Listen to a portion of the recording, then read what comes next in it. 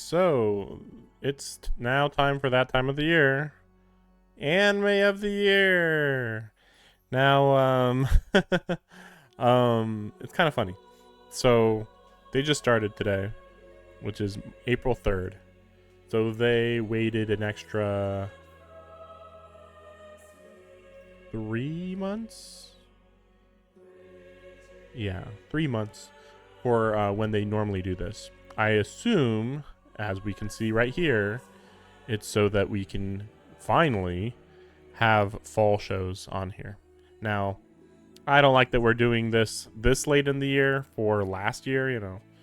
2024 was a while ago, three full months ago and change. So, yeah, it's pretty crazy to be doing this at this point. But again, yeah, I prefer this. So, I'm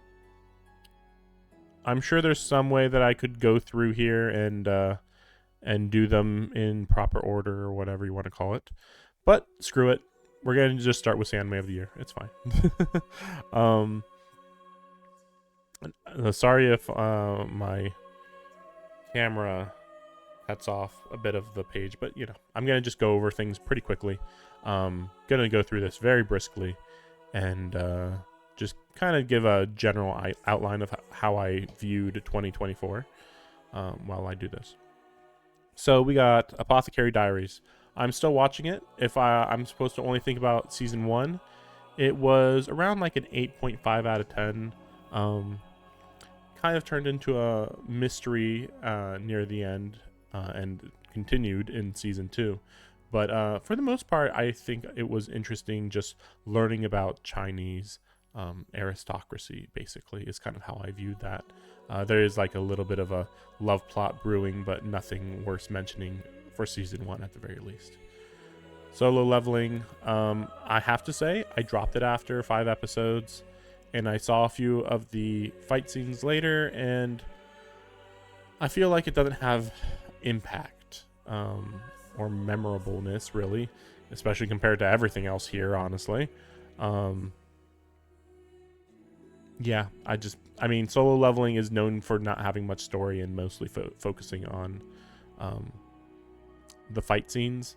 And, people have said it before, but it's like aura farming in the anime, which is, a nice meme, but not a altogether well put together show. Then we have right here Kaiju number 8. Kaiju number 8, I did finish. It's basically Attack on Titan, but in a slightly future Tokyo, like future from modern day. It's good. It's very solid. Probably only give it an 8 out of 10. I did not mean to do that on purpose, but Kaiju number 8 is an 8 out of 10. But again, I do like it pretty solidly. And I just hope that it gets better and better. It's pretty basic right now, but the fight scenes are the best of everything right here except for one. Free Ren. You know what? Let's go over to Delicious in Dungeon. I watched 2 or 3 episodes, jumped a little bit ahead, watched a little bit more. I hear it gets way more serious way later, but yeah, I only made it to maybe episode 6 or something, and then I was like, okay, this just feels like the same thing, repetitive. Like, okay, they go in the dungeon, there's a monster. Oh my gosh, that's so strong. How are we gonna cook it? And how are we gonna eat it? It's a good tale of camaraderie, and there's some okay action, but it still feels like it's lacking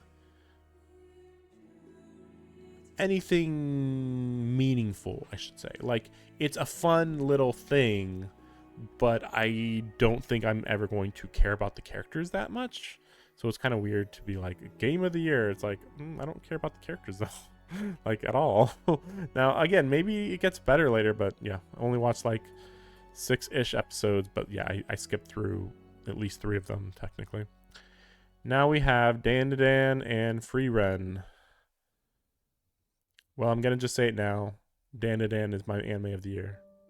Without a doubt. Flawless. in how flawed it is. No, but really, it is a very interesting show. I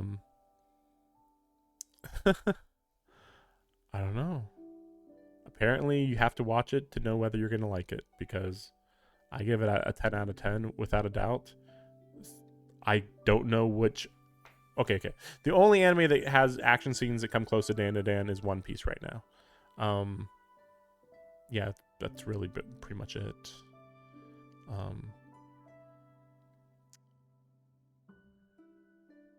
Good art style, good outfits, just good vibes. Yeah, just really feels real, which isn't necessarily what I look for in an anime. Like, plenty of these don't feel real, but this one definitely was like enhanced by how crazy out there it is, but then also how it feels also grounded to our world in a very interesting way. Then you have Free Ren. Definitely overhyped. Free Ren is oh boy, wait a second. Okay, here we go. Sorry about that. Yeah, let's just move that. Okay, so Free Ren is, if you haven't heard about it somehow, what everybody says about it is true.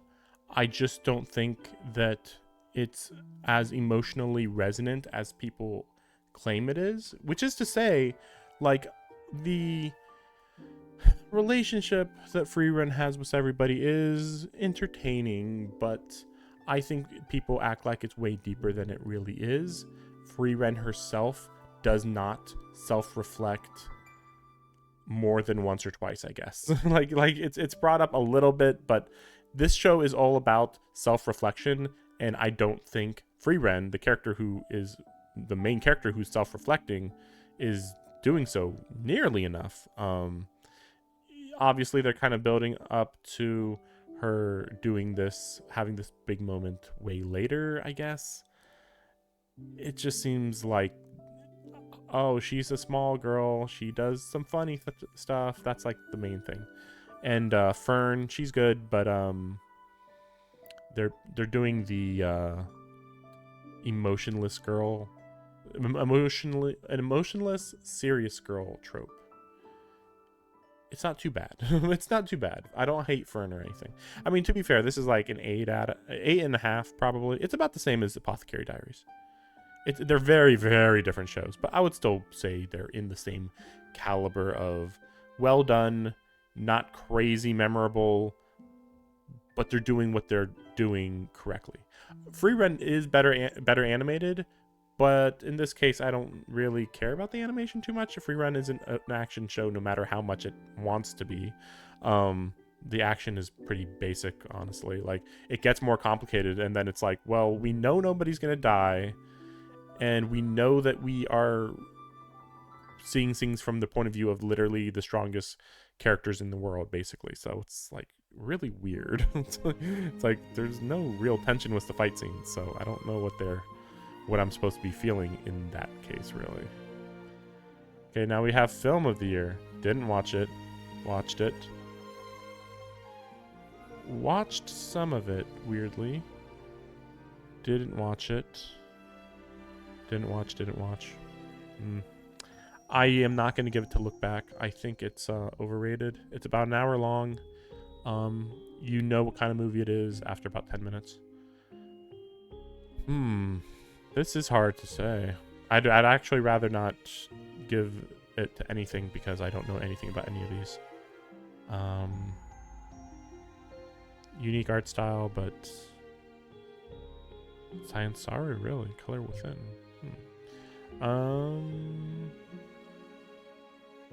I've seen like one My Hero Academia movie, or maybe two actually, and I just wasn't really impressed. So I feel like it's gonna be the same. Dumpster Battle. Was it one or two? Yeah, I don't remember. The Dumpster Battle. It's so weird. Whatever. I'll go with the Colors Within. All I know is I do not want to give it to Look Back. Look Back's definitely getting. I know why people like it. I don't technically want to say it's overrated. It's overrated. I don't want to say it though. But anyway, don't worry about it. Just I don't like saying stuff's overrated, but this is, oh man, people really overhyping Free Ren and Look Back so much. It's like the emotions, and it's like, yeah, I get it, but still, like, doesn't make it way better than the rest. So, Spy Family, I actually did drop this partway through season 1, but honestly, let's just look at it through one way. This is the way I look at it.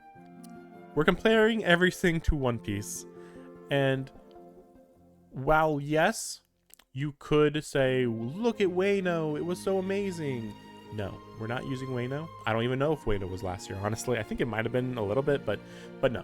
In this case, we are only doing one arc, which is half an arc, which is Egghead, the first half of the Egghead arc.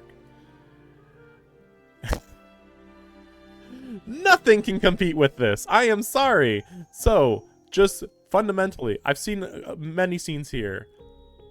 Not impressed. Sorry. But, so that's a no. No. No. I don't want to even go into Demon Slayer. I've watched too much. I've given it the benefit of the doubt way too much. And watched way too much. Seen the peak, and I am not impressed. Oshinoko, very good. But I would say season 1 was better. I still really liked season 2 though. And it's a very different vibe than you would expect. But we're talking about One Piece here. Sheesh, man. Like, One Piece has all the emotions and all the genres all in one arc. Like, so then we have Bleach. Very good. A lot of really good stuff, man. Sheesh. That is a very good comparison, which is a little bit sad because, like, you know, this is Bleach at the very end of this arc here. You know, one more season to go, but still. Wow, One Piece, it's not at the end yet. One Piece is so hard to beat here. Bleach. Ooh. Well,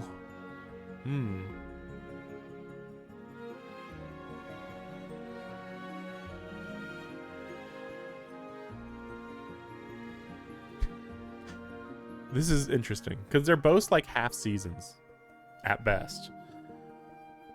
I'm actually going to give it to Bleach, funnily enough, because Egghead, its biggest moments are to come clearly, very clearly. And it had some of the greatest fight scenes of all time, without a doubt. And some of the most emotional scenes of all time, without a doubt. But again, we have had everything set up for us, and it's going to be amazing next season, which is in a few days.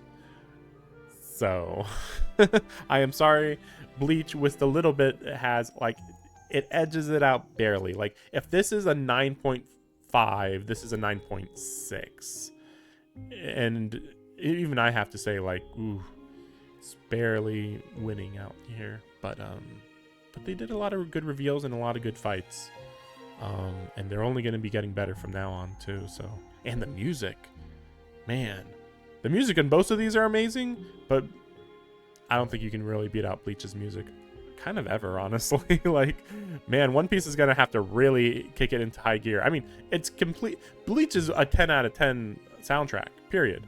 One Piece, it struggles to keep at a 9 out of 10 quite often, I would say. Best new series. Well, we already talked about all of these.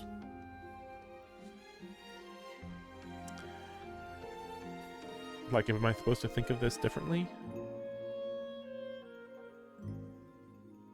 No, not really. It's Dandadan. It's Dandadan.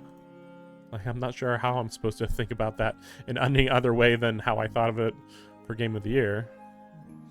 What were they thinking?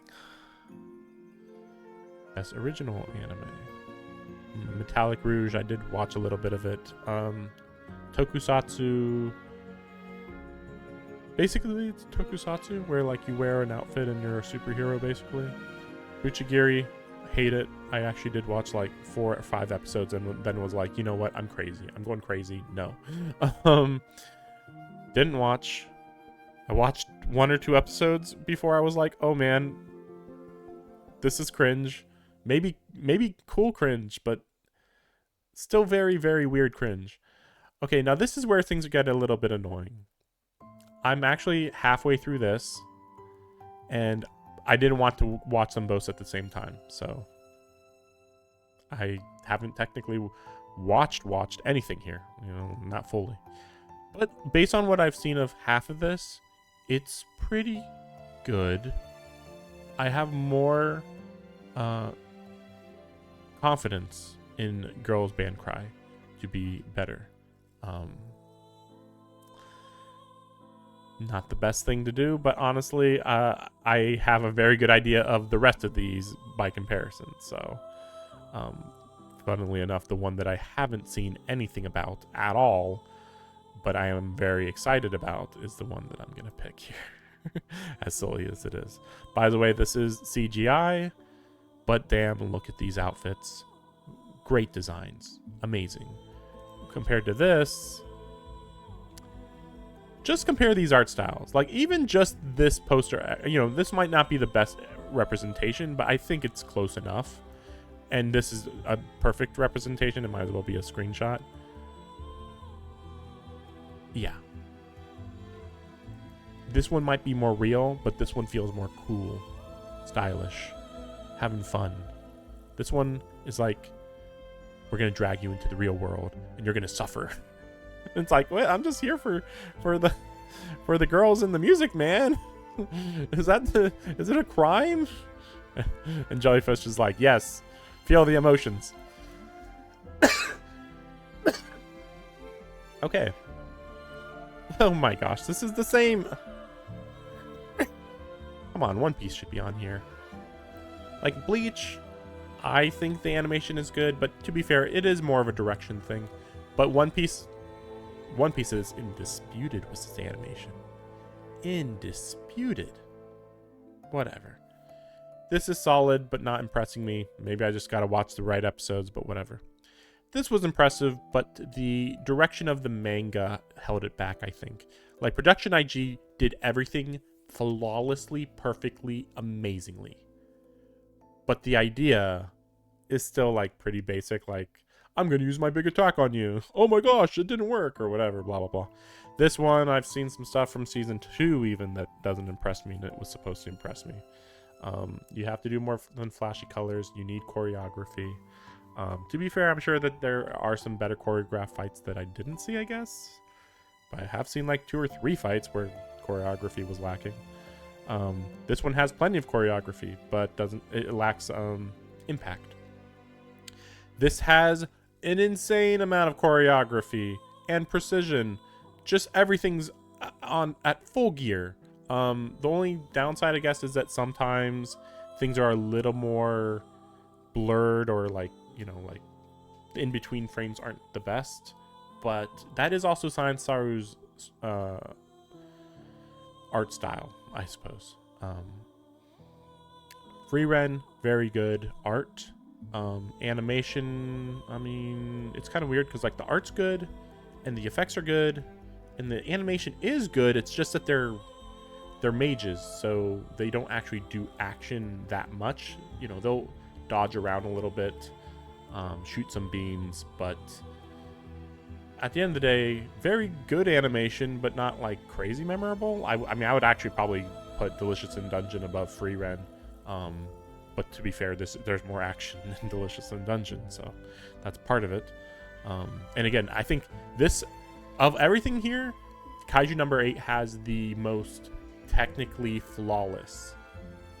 But Dan to Dan is the most fun to watch, because you just don't know where the scene's going to go because it's so chaotic in a good way. Whereas Kaiju number 8, not chaotic really at all. You pretty much know what's going to happen.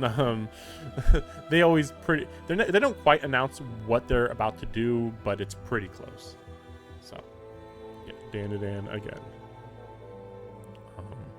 But this is admittedly always a weird one where it's like, You know, how can just random people even figure out which type of animation is the better type of animation, right? But I do wonder if Free Ren's just going to get a sweep just because Free Ren, but I just hope not. Solo Leveling's getting a lot of hype, but I question that. Dandadan's, I don't know. Yeah, I feel like Dandadan has a very good shot, but I can't tell how many people watched each of these. Like, Free Ren's definitely up there, but like right now I'm hearing a lot of Solo Leveling stuff. And then these three, well, okay, these two, sounds like people did watch them a good amount, but like nothing compared to these two. And then this one and this one both seem like a lot of people watched them, but I don't know if a lot of people completely finished them or if they were completely satisfied with them. Whereas Free Ren's like a lot of people watched it, a lot of people were satisfied. Feels like it might end up just getting picked most of the time, just because everybody generally liked it if they started watching it, it seems. Or at least the people who didn't want to keep watching it can't complain. They'll just say it's not my anime. Whereas Dandadan, feel like if you don't keep watching it, it's because you're like, oh, this offended me. How dare they be politically incorrect or something like that, you know? So then we have, oh, well, this is, okay. It's not animation. Character designs, I've already mentioned them before. That Dandadan has unparalleled character designs. But this is still, like, really hard to compare. I mean, it's really stupid that Apothecary Diaries is even here. Like, I am gonna look this up because it's like, wait, they are forgetting stuff right from they're forgetting stuff from last year, surely. Yeah, like these are pretty basic designs. They're solid, don't get me wrong, but they're still pretty basic. They are trying to be, for the most part, accurate to general Chinese aesthetics. This is also having that problem, actually, that they are trying to be accurate to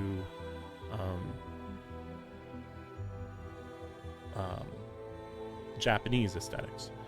There is some good monster designs, though, but I don't know if you'd call those character designs necessarily. I mean, they are, but anyway, if we're comparing to other normal human characters, questionable. Free Ren, very solid character designs. Everybody's very memorable, very distinct looking. This is definitely up to taste. I mean, honestly, I would say Free Ren and Demon Slayer is about the same. Very diverse cast. I do think Demon Slayer could benefit from having different ages of characters, heights of characters, a little more, like a bigger noticeable difference between how characters look. But I mean, there's no big issue with it, really. Again, I would say these two are about the same. Delicious in Dungeon is very good, very memorable with its different characters. But I would still say it's like a little too anime. It's an art style thing. But yeah, it feels like too anime, I guess, is the one way to say it. I mean, just look at this picture. Like, okay, I like the dwarf here, but then... yeah, I don't remember their name, sorry. But then this guy, the adult guy, like, very generic looking, just absurdly generic looking. But I mean, very good design considering it's just a generic guy. And then the kid, I don't want to talk about it. I don't know, he's a kid, I don't know. The girl, again, I think it's just that we're completely caught up in realistic designs. So that's why they have kind of plain looking clothes. They don't have like complicated designs or anything on here. Understandable. But I'm just saying, when you're comparing it to other series, some series are going to have more memorable designs on their outfits or hair designs, stuff like that. Anyway, then you get the Dandadan, and they're like some of the best character designs of all time. Literally of all time. Even if you hate the show, I'd still give this a freaking 10 out of 10 because the characters, like, hey, here's a typical black-haired Japanese kid. Yeah, well, they just do a few really minor changes to his appearance, and it's like, whoa, you're blowing me away with this character design. It's crazy. And then, of course, everybody else, the grandma, the grandma. Everybody knows about her. Anyway, so then we have Best Director. Well, this is a little bit weird. I'm going to give it to One Piece Fan Letter. This was done very well. Very unique. Not standard looking at all. That's the thing. Like, I would actually say that this was very good too. But there were some weird angles that they did. To be fair, this was one episode and this was 12. Oh, wow. In this 12 episode stretch, they had some odd stuff. I'd still give the director a 10 out of 10, honestly. But I'm also like pretty lenient on the directors in general. Standard direction. This one, I actually haven't seen enough to know enough about the direction, but I've seen a lot of the rest of Demon Slayer, and it always seems pretty standard. Nothing memorable. Standard. Probably just copying the manga. This definitely feels like there's more directing, I would say. Even in, just a few episodes that I saw, like, definitely felt like there was interesting camera angles, different, interesting lighting. Didn't feel standard as much. Maybe this is a little unfair to be being like, ooh, this one episode, oh man. Like, there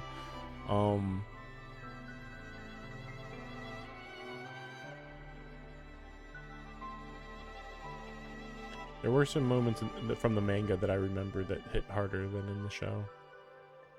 And there are a few moments where I'm confused, so it might seem unfair, but I'm picking this one. Definitely unfair though. Oh my gosh. But man, this director right here, I believe she is the one that animated the greatest scenes in the Wano arc, I believe. So it's very interesting that she became the director here. Give her credit. Give most of these guys credit though. I mean, I can't say that, oh, you're following the manga too accurately. Like, this one doesn't have manga material, so they had an advantage in the first place. Oh my gosh, so many of the same ones over and over. Free Ren's hard to beat here. Even I gotta give credit to there. Glitch in Dungeon's good too, but Free Ren still has more detail. Ludo. Interesting that they mentioned the backgrounds. Not as fantastical locations, but the fact that Pluto's even here, like, dude, if Pluto was here in the best animation category, I'd be giving it way more credit. Okay, now I'm looking at from last year. We're missing the shows that we're missing are maybe Uzumaki, maybe probably not. Delico's Nursery had some good character designs. Shikanoko had good character designs. Maybe even good animation. Maybe. I'm a little surprised it's not on here. Admittedly, I wasn't that surprised, but still. What is this one called? The Elusive Samurai. Very solid looking. Honestly, the Elusive Samurai. Well, it had good animation. Maybe it's hard to put it in other categories, honestly. Nier Automata was last year. That was expertly done. Dead Demons Destruction, Day-to-Day Destruction was very, very good. Not getting enough credit. Honestly, that one could have some of the best backgrounds, honestly. Konosuba Season 3, that should be on here. Mushoku Tensei Part 2 should be on here. Honestly, yeah, Mushoku Tensei probably has some of the best backgrounds, without a doubt. Really silly that that's not on here. We have Spice and Wolf. Spice and Wolf had good animation. Admittedly, music maybe would be really solid with its music. And then we had Kingdom Fifth Season and Mashal Season 2. That had good animation, though perhaps not traditionally good. Just kind of funny good. In fact, Pluto, I have that being coming out in 2023. and Apothecary Diary having come out in 2023. Is this a carryover? This might be a carryover because of the transition, because they have to have the fall for last year, 2024, but originally the fall season for 2023 was going to be here too. That's probably why. Well, if that's the case, then Dr. Stone Part 2 should be on here too. Very solid. Also, we have 100 Girlfriends Who Really, Really, Really, Really Love Me. That's a 10 out of 10. That should be here for animation without a doubt. Without a doubt. It's damn near flawless. I can't believe it. Yeah, and that's where Free Ren is too. In fact, if that's the case, then Boy and the Heron should be here because it was also in the fall of 2023, I think. Right, I think. Depends on which months is the cutoff, I guess. But Pluto had very solid backgrounds. Ooh. In some ways, I kind of view this as like also anything that's just a still image. That's not a person, even. I mean, that's very solid. Dandadan's very good, but if we're talking about like how great the lines were and stuff, I am going to give it to Pluto, only because it has more interesting backgrounds than Free Ren. Free Ren is a mostly standard looking fantasy world. They really could have really astoundingly unique locations, but there's nothing special. This one might have better locations, but honestly, it's probably mostly about the animal designs, or monster designs, I should say. Otherwise, standard background. Honestly, this is standard too. It's just like, well, this one is in a modern day-ish setting, but in very unique locations. I hope I see more Pluto, but see, 100 Girlfriends isn't here. That one's without a doubt the number one. I'll give it to Ranma, I think. Let's see. I heard good things about that one. Honestly, I haven't watched many of these. Oh yeah, I did watch that one. That was a love story? I mean, I guess. Sign of affection? What the heck? Anyway, I'll give it to Ranma 1/2. I do have some issues with it. I have only recently decided to watch the original series, and I am liking it better. It could just be a preference thing, but there's a lot more personality in the original. But if we're just comparing it to these right here, Ranma 1/2 easily. Which reminds me, I wonder how many episodes there are of this. I'll have to check that later. Comedy. Konosuba, at least it's here. It's really weird that Mashal's here, though. Mashal is, you know, yes, there is comedy. 100% an action show. 100%. Like, I don't know. Like, it's so weird because, like, you compare the rest of these, and yes, they are making jokes like every 5 minutes at least for these. Yep, plenty of jokes. Makes sense for all of these. I'm a little surprised on this one, but like, yeah, there is some jokes. I remember a couple, and you know, Konosuba. But this is an action show. Like, sometimes I guess maybe it's just a bad comedy show, because there are times where they say something that sounds like it's a joke, but I'm like, you're saying something stupid, whatever. You know, it's like, this isn't that's not a joke. It just felt like somebody having a bad take on whatever the situation is. Basically, is what it felt like. So I can't really give this for comedy. Again, if it was action, I'd consider it. Konosuba was very, very solid. In terms of comedy, this one suffered. It had some great moments in its first 3 episodes, and that's about it. The later stuff was way too much hit and miss. It was about 20% hit, 80% miss, I would say. Delicious in Dungeon, I don't think there's good enough, often enough comedy. I'm sure it's fine, but just, again, it seems like mostly almost like a documentary action show more than a comedy. This is good comedy, but it's very old and standard. So, you know, it was a cornerstone of comedy, but comparing it to now, it's like, I don't know. Never was a fan of Spy Family comedy. Konosuba speaks for itself. Best action. Oh, well, at least Bleach doesn't have to compete with One Piece for some reason. Silly. Well, I've already went through this, which is why it's astounding. Like, really? We're doing this comparison? Oh, man. Well, like I said, these three are on a whole nother level. And gotta go with Bleach. You know, again, might not have the most technically perfect animation, but everything they're doing looks perfect. Even if the animation is like not doing anything special, you know, sometimes it's just literally, oh, Bankai, and I'm doing some crazy pose, but like, damn, the hype's real. That's all it takes. Just hype up the audience. This one is very good though. I just think that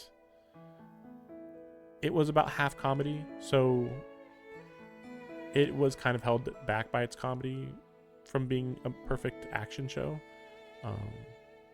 Not to say, I mean, it's a drama at the end of the day. I mean, it's an action drama comedy, so. But this, more than normal even, is an action show. Kind of as Bleach got further in, it became more and more only action. And in this final 1,000-Year Blood War arc, it is 100% action and honestly nothing else, which is a little bit sad. This one is all action, admittedly, but I don't think the animation can carry it as much. Kaiju was very good with its action. Very, very good. Just not as good as Bleach, that's all.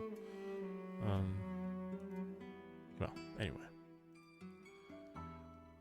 Talking about these too much. Oh my gosh. So they do have Mushoku Tensei here. Now, I mean, again, it's confusing me. Slime's fine, but honestly, I haven't seen nearly enough to have an opinion on it. I don't like these two. I was gonna specify, but then I was like, you know what? No, I just don't like either of these two. Like, that is not what Amelia.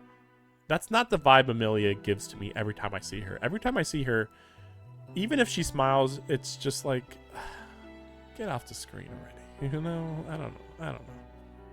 Shangri-La Frontier. I watched the first half of season 1. It was okay, but it didn't feel like there's anything larger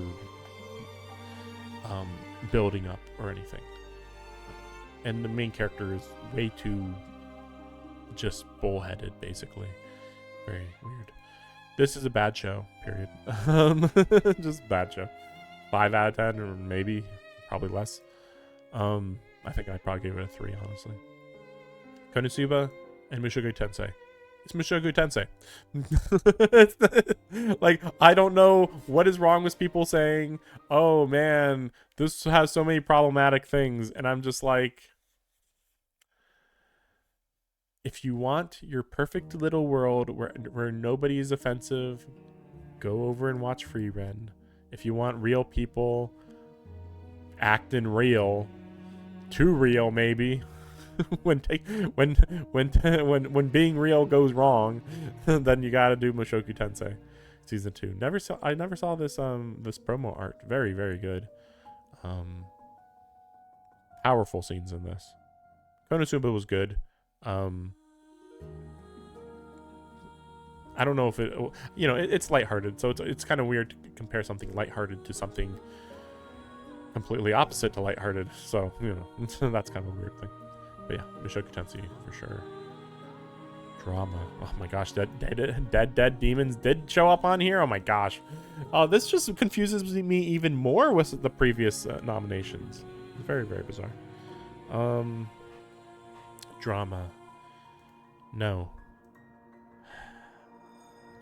I'm gonna say no only because I felt like everything happening in the stage portion of the season, which was most of the season, didn't really feel like it connected back to the real world very much. It kind of felt like, yes, we're seeing them grow as characters and people and in their careers, but at the end of the day, it felt like the author was like, you know what?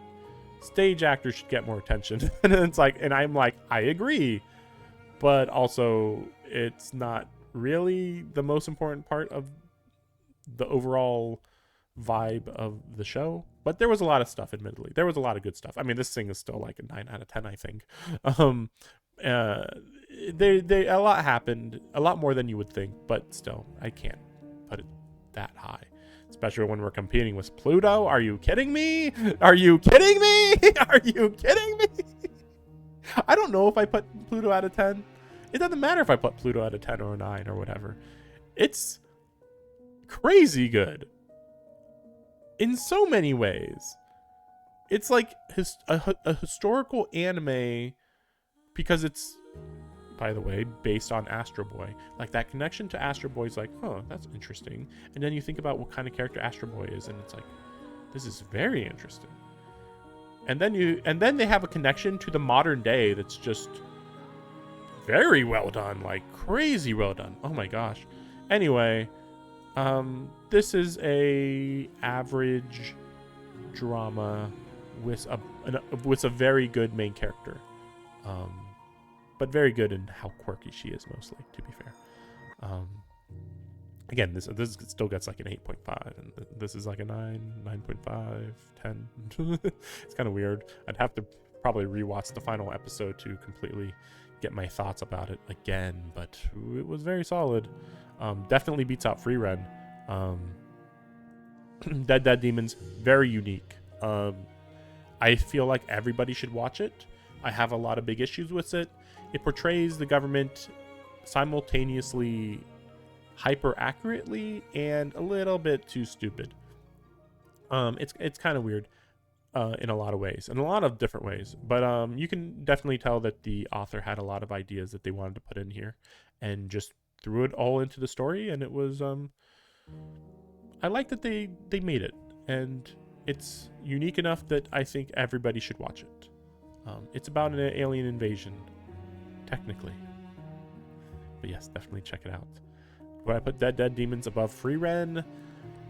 Ooh, there is zero action in Dead Demons. Definitely all drama. I would say Dead Demons is a better drama, but again, it's one of those things where, like, again, Dead doesn't have any action really, whereas Free Ren has very solid action. Some drama. The drama isn't that powerful, I would say.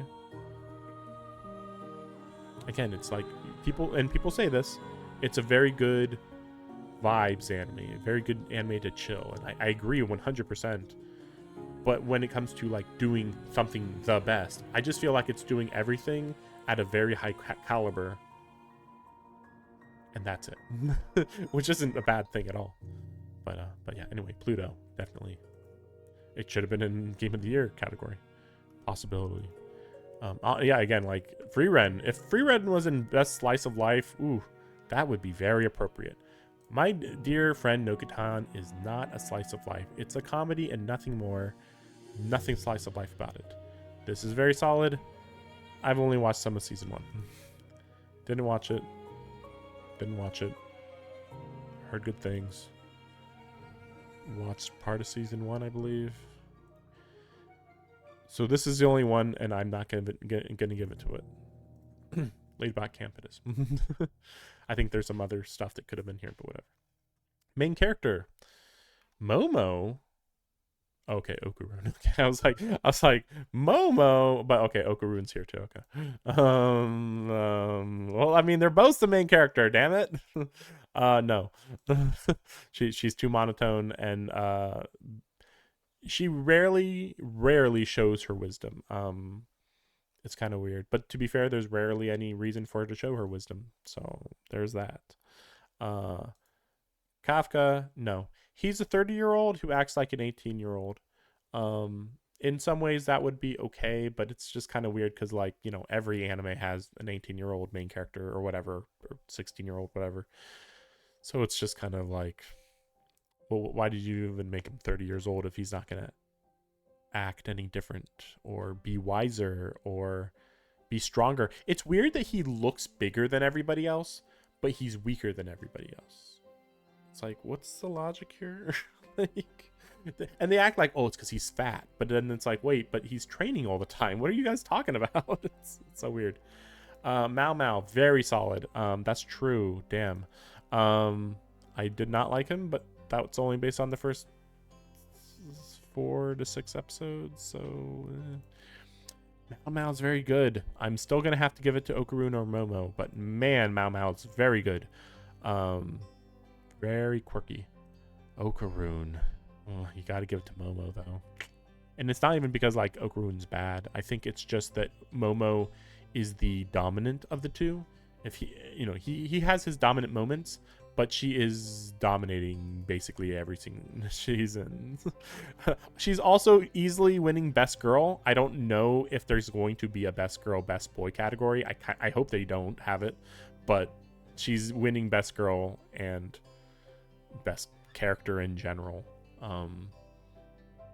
Character wise, it's just that she has a really strong, great personality.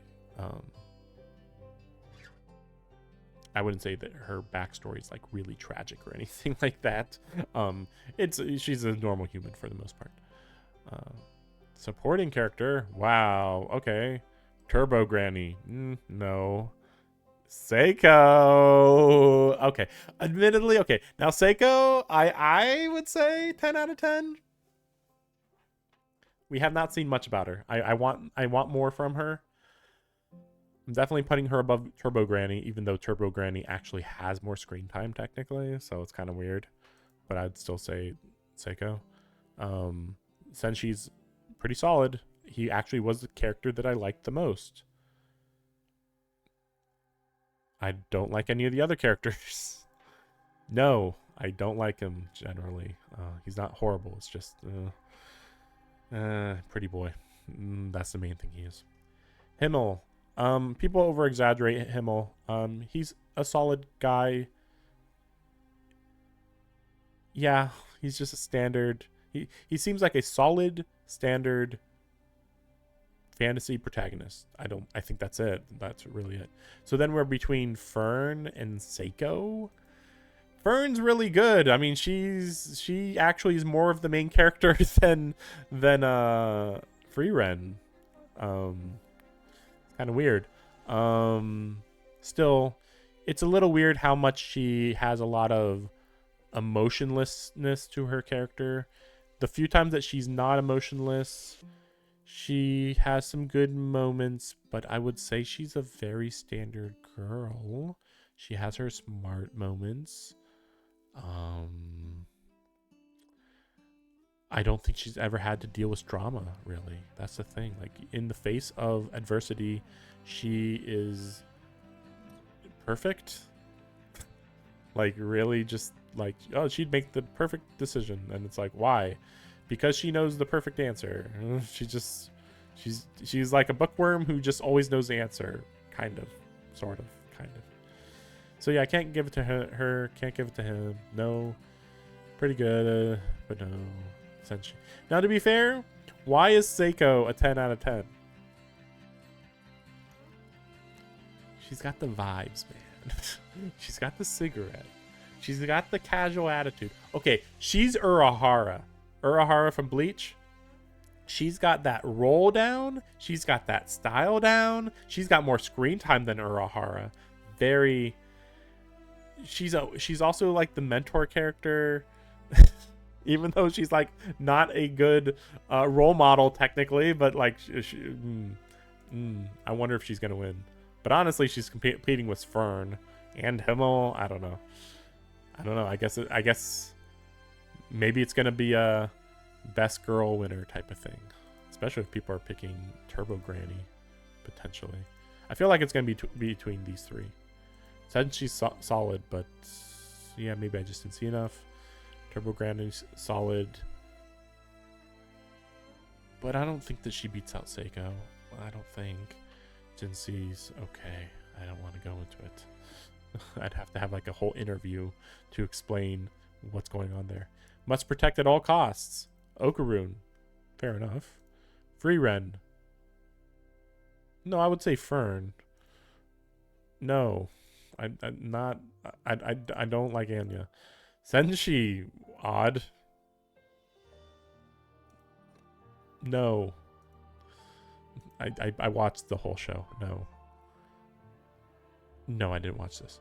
So it's only between. I mean, again, I feel like I'm missing something with Senshi here. I don't get it.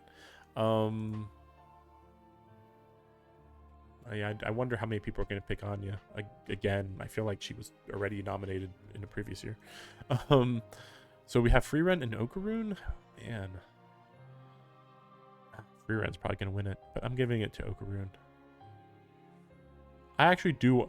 Okay, here's the thing. These two maybe don't need protection, but if we're going between these two, Okaroon's the one that needs protection because he's actually has his vulnerable moments. Free Rent does not have vulnerable moments. So like what? Like, so that's why it's weird. It's like, what are we protecting Free Rent from? How about protect everybody else from Free Rent? She's the one that's going to she's weirdly overly aggressive, or at least has moments of being overly aggressive at least. Best anime song. Oh, and of course we're only talking about openings and endings, but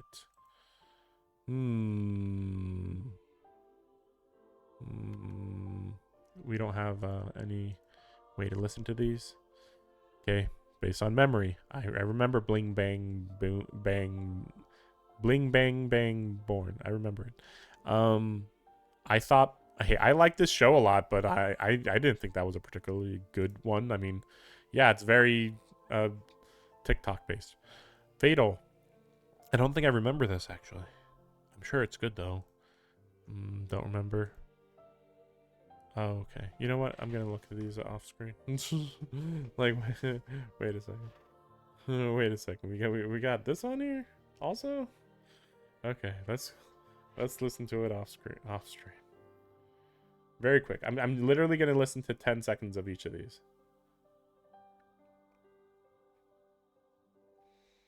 It's been too long. Oh damn. Oh right. That one. The Danadam. Damn. That one's hard to beat. Let me see.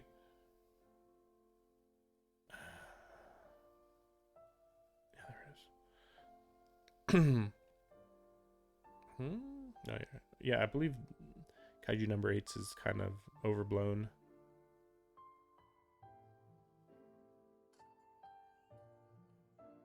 Like, it's fine, but like maybe part of the problem is if we're just going based on music, there's way more going on in Otonoke. Fatal.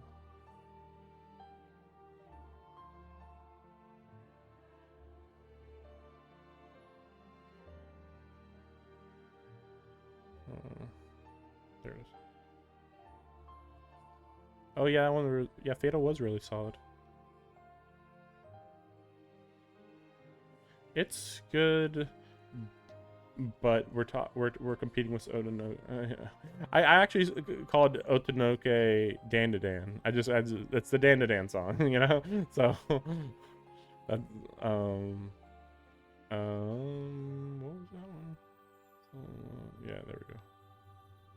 Checking the solo leveling one. I don't remember this one at all.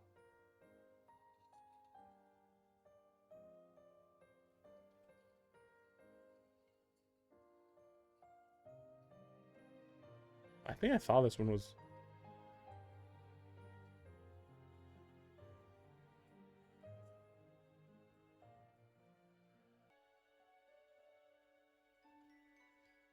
I am not impressed by solo levels.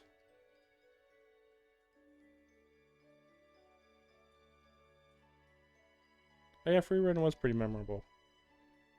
I don't put it above. I'd say that these two are about the same level, but I'd still put this one above this one.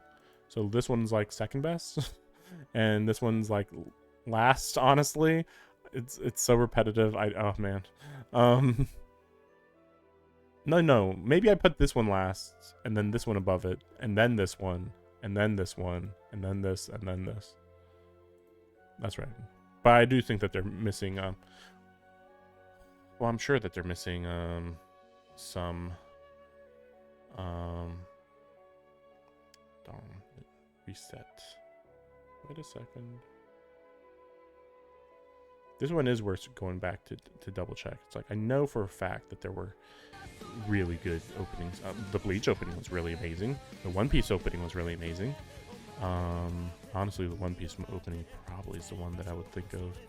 Shikanoko was really good. I'd put Shikanoko over Bling Bang Bang Born. Nier Automata's was very solid. I'd put that one over Free Run. Mushoku Tensei was solid.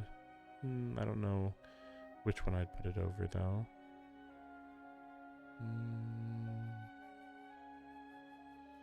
I don't think Pluto had one. Ooh, I mean, Apothecary Diaries opening was very, very good. I thought that one would be higher. 100 Girlfriends was very solid, but admittedly, I understand why people wouldn't nominate it. They're cowards, that's why. Cowards. Best score. Okay, at least Bleach is here. Bang. Done. Dandadan's very good. I think I could only actually find like 3 songs that I would actually want to play back multiple times on my music app. No. I mean, that has its moments, but man, dude. What emotion do you want to feel here? They have it. And it's the most amazing thing you've ever heard, probably. Also, it does help that Bleach is like half borrowing the Evangelion soundtrack. It's a bit unfair. Opening sequence. So this is actually the animation itself. Okay, well, in this case, we can... I mean, this one was very solid, but we're competing with the One Piece one, the one that I would have actually given it. I mean, the music and the animation I'd give it. What the heck are they thinking here, though? This is... You can say it's memorable, but it's just like 3D organic stuff folding in and out of each other. I don't know what they're thinking. This one's very solid, but still very traditional. This one, they're just dancing. This one, I don't know what they're thinking. I think I just looked at it and it was so unmemorable I already forgot it, even though I was just looking at the animation of the opening. What the heck? This one's second best, this one's best. Honestly, this one could easily be best. Okay, it's been a while. It's been 6 months. It's time to watch the One Piece opening slightly. Oh my gosh, how do I... One Piece, okay, whatever. It's like, how do I search this? Oh yeah, now I remember it already. Oh my gosh. It's the most epic thing you've ever seen in your life. Oh man. So, epicness versus whatever Dandadan is. I mean, there is more animation in the One Piece opening. Oh man, but there was so much. Oh man, no, I'm looking at it right now. I would say One Piece did everything that Dandadan did, but like twice as much animation, twice as many visuals. I mean, this is the most visuals I've ever seen in any anime ever. This is the one where they're walking, and as they're walking, there's multiple shadows, and they change outfits as they go from shadow to shadow. It's like a 5 or 10 second sequence where everybody on the crew is switching between like 6 different outfits at least. It's crazy when you look at it. Like, I don't care how hard it was to do. It's flawless. It's a freaking 10 out of 10 opening. But I remember it being good, but I was like, wait, it's been a while since I've seen it. What is this vibe? Oh man. Oh my gosh. But to be fair, like, this one is like crazy memorable and crazy good. Honestly, as long as it's one of these two, and I don't see how it couldn't be one of these two, so it's a little... The only question is, are people going to bother looking up this opening, is the only question. Ending sequence. I actually... Wait. Ending sequence? Sequence. I actually was not a fan of the Dandadan opening. Ending sequence. Burning... I think burning. I am already like remembering watching this one. Oh my gosh. Yeah, this is the one that's...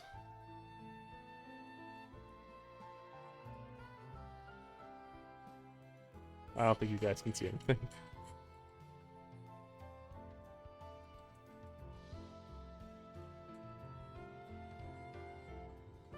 Anyway.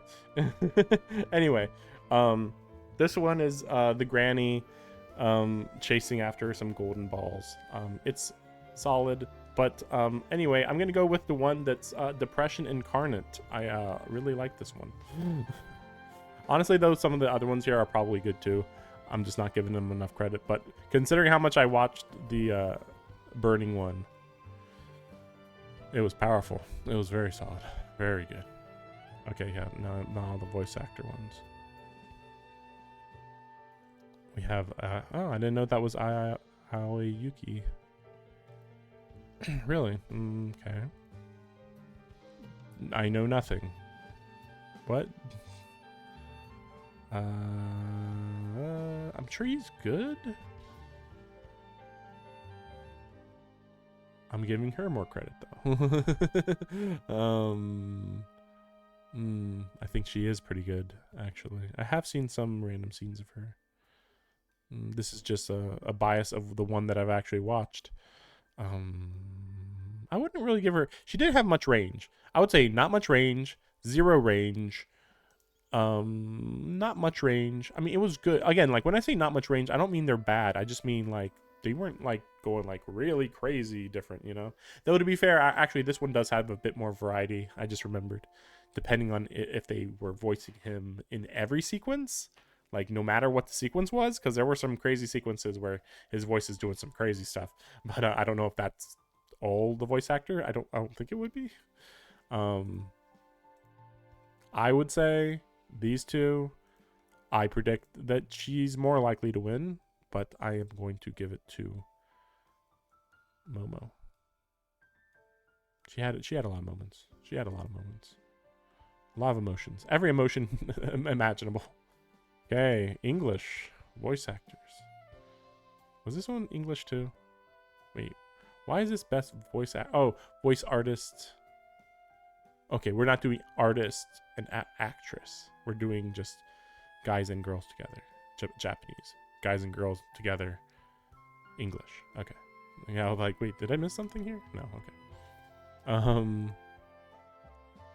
It's funny. I actually did watch all of the show in English and in Japanese. I think both are equally good, I think, from what I remember. Kind of, I feel like I've merged the Japanese and English voices together. Oh my gosh. Oh, I might have to give it to Freeren because, oh my gosh, do I hate the Japanese Freeren voice actress. But oh man, the English one was so good. Like honestly, if I had to listen to the voice actress for Freeren in Japanese, I would not even have watched the show. Alex Lee, I know that guy. Huh. She was pretty good, actually. I did hear some funny stuff. Don't know. But I believe this is ProZD, I think. And he's getting up in the world, if that's true. I mean, I know he's been doing some pretty major roles. No? Wait, what? Armin? What? I mean, he's got range, don't get me wrong. I just don't... I would not really think of him, though. Odd. Yeah. Standard protagonist man. Has moments, but I don't think I'd give it to her. I'm tempted to give it to him, but I haven't heard him. I don't think I was watching this in English at all, I think. But this is a situation where this voice actor was literally just perfectly equivalent to the Japanese one, which is what you want, in my opinion. However, this one improved the role because as much as you say, well, she's a 13-year-old, so she should sound like a 13-year-old. I'm saying she's a 13-year-old who can control her emotions and is half dead inside half the time. she should have a 13-year-old's voice, but the cadence of a 30-year-old, or if not older, really, maybe even an 80-year-old. Let's be real, but like, yeah, and she did a great job. Even I have to give credit to that one. So, thanks for watching. I think that was a good general idea of the whole of 2024 to some extent. Again, I still think that 100 Girlfriends Who Really, Really, Really, Really Love You is being severely undercut here. And I would also say that, yeah, Mushoku Tensei is not getting enough credit also. In fact, voice acting wise, I would say Mushoku Tensei definitely has some very good standout moments. Oh my gosh. Definitely the most drama ever. Like, there was so many drama moments in Mushoku Tensei that I was like, I actually don't know what's going to happen. And regardless of what's about to happen, it's kind of scaring me where this is going to go, you know? So it was kind of weird to think about. Since it's more of an action show, but it's everything. It has everything. It has adventure, it has drama, it has action, it has romance. So, and Dr. Stone Part 2, New World Part 2, was very solid, but admittedly, I don't know where I'd put it in there compared to everything else. Pluto, I actually do have it at a 9 out of 10, but I think it's one of those. It's like it's like a 9.5, but I can't give it a 10 just from it being a 9.5. But a very, very solid show, Pluto. Burn the Witch was also very good, but it was a TV special, and it was like a re-release technically. So,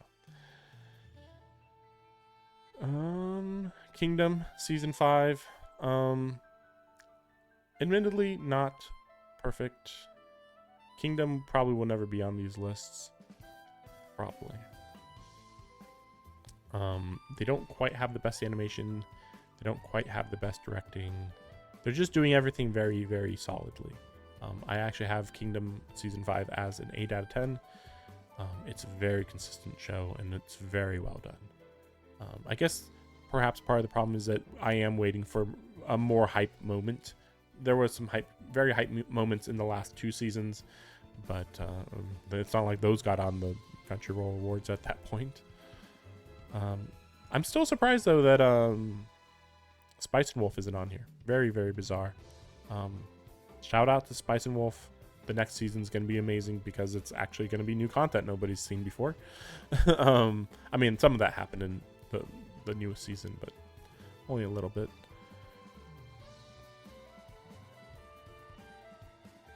They did have Dead Demons Day-to-Day Destruction, just barely. Nier Automata version 1.1a Part 2 actually should get way more credit. Flawless animation, amazing music, great art. I don't think they did anything wrong. They did everything right. I gave it a 7, but that's for personal reasons that even I have to say I'm a bit too picky. But yes, the Nier Automata anime was very good.